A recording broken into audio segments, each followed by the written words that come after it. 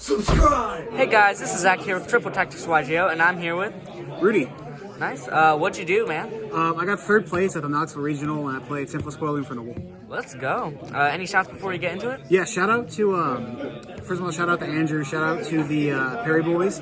They got me a set of imperms that I desperately needed, so shout out to them, and then just shout out everyone who's let me cards, Kobe, Andrew, Chase, just all the boys, so Alright. appreciate all of them.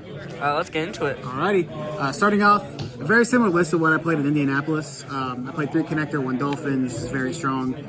With the Simple Spoil stuff, being able to rip 2, seeing 25 or less, these cards are really, really good. And just when you normal this, it's really hard to lose the game unless your hand's Brick City. The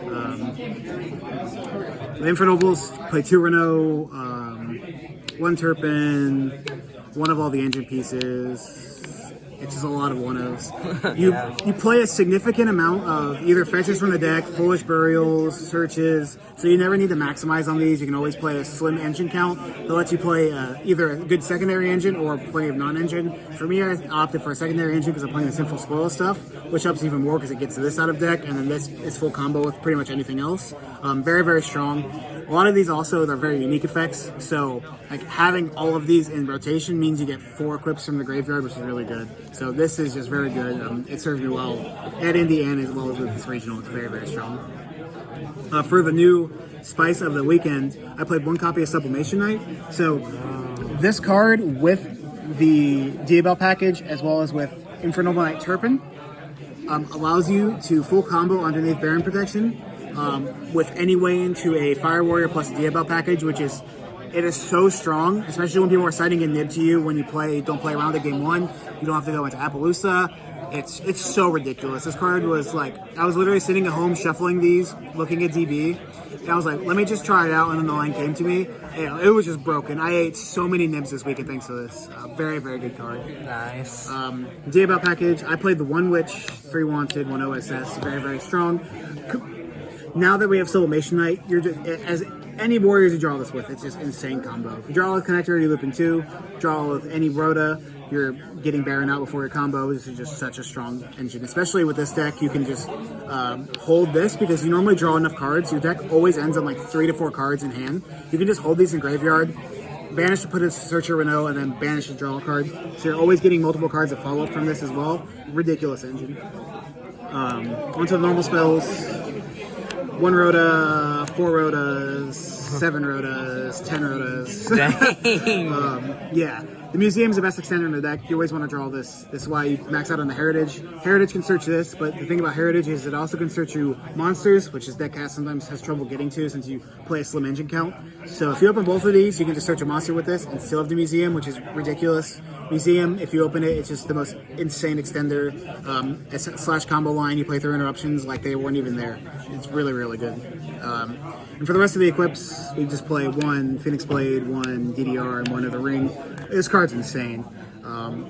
Being able to like negate effect as well with it. So I played against my round 8 was against Logan. Shout out to Logan. He opened 2 Prosperity, unfortunately, and I was able to negate around the other spells in his hand and then let this negate the Prosperity, so the other Prosperity was dead in his hand, which this deck normally has problems with. Other than like negating Dark Ruler, negating Super Poly, negating those cards, this lets you, like against Branded, I lost a game to Branded at a regional where I hard negated a Branded Fusion and just kept activating Branded Fusions because it hard negates. If this card is in the deck, he negates it, activates it once, it negates it, and use it again. So more applications than just stopping Dark Ruler. Really, really ridiculous card. 6 equips overall. I think this is a good number. You can play 3 Durendal if you want. I just prefer playing it this way because it smooths out my hands a lot more. Then for non-engine, I played 3 Droplet, 3 Ash, 3 Imperm. Just for regional level, I think this was correct because you're playing against a lot of different decks. I played against 6 different decks. So if I played a bunch of targeted hate, it doesn't get me anywhere. But this was really good all weekend. 41 card main deck. You can think about bumping it up and playing either 42 or 45 with Fenrir and Riseheart.